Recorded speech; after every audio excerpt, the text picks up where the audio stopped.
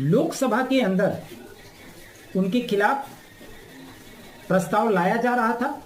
और उसमें विपक्षी सांसद यानी कि राहुल गांधी समेत कई सारे तमाम विपक्षी सांसदों ने हस्ताक्षर किए।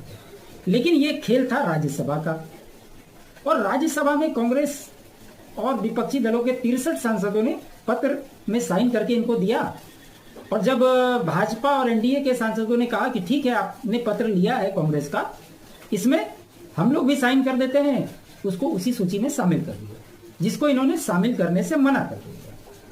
जब इनके खेल के बारे में जानकारी हुई तो इनको मनाने की भी कोशिश हुई। राजनाथ सिंह जी ने 10-10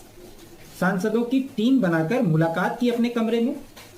फिर एनडीए के जितने भी नेता थे उनके साथ में बैठक की और जब सभी लोगों ने इन बातों को बताया तब इनको समझाने का कोशिश किया गया, जिसको इन्होंने सिरे से नकार दिया। और यहां तक इनकी अकड़ आ गई थी कि ये तो भाजपा के केंद्रीय मंत्री तक को कहने से नहीं चूक रहे थे कि प्रधानमंत्री से पूछो कि ऑपरेशन सिंदूर पे वो कब बोलेंगे। मतलब एकदम पूरी तरीके से ये विपक्ष की गोद में बैठ गए थे और वहां पर कांग्रेस को भी लग रहा था कि बंदा अब हमारे फेवर में है। अगर वो पत्र जो कांग्रेसी और विपक्षी सांसदों ने इनको दिया था और इन्होंने पूरी प्लानिंग कर ली थी कि सुबह इसके ऊपर चर्चा कराने की तैयारी कर बैठे, लेकिन जब ये बातें प्रधानमंत्री नरेंद्र मोदी तक गई तो आपने देखा कि 4 घंटे में इनकी कहानी खत्म हो गई और इनको स्ट्रिक्टली ऑर्डर दिया गया कि आप अपना रेजिग्नेशन दे दीजिए। उसमें भी इनको लगा था, उसमें भी इनको एक खेल समझ में आया कि मुझे तो भाजपा ने बनाया है उपराष्ट्रपति, वो तो हटा नहीं सकती और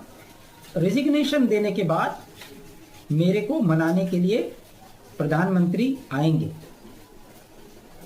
लेकिन ऐसा कुछ भी नहीं हुआ और सेम बातें जो है जयराम रमेश ने भी कही कि प्रधानमंत्री से आग्रह है कि वो उपराष्ट्रपति का इस्तीफा वापस ले, लेकिन इस तरह की कोई भी क्रियाकलाप से केंद्रीय सरकार ने इनकार कर दिया। अब ये बुरे फंस गए। कहा तो यहां तक जा रहा था कि ये दूसरे वाले जगदीप धनखड़ साहब जो है सत्यपाल मलिक बनेंगे, लेकिन इनका रेजिग्नेशन के बाद कोई भी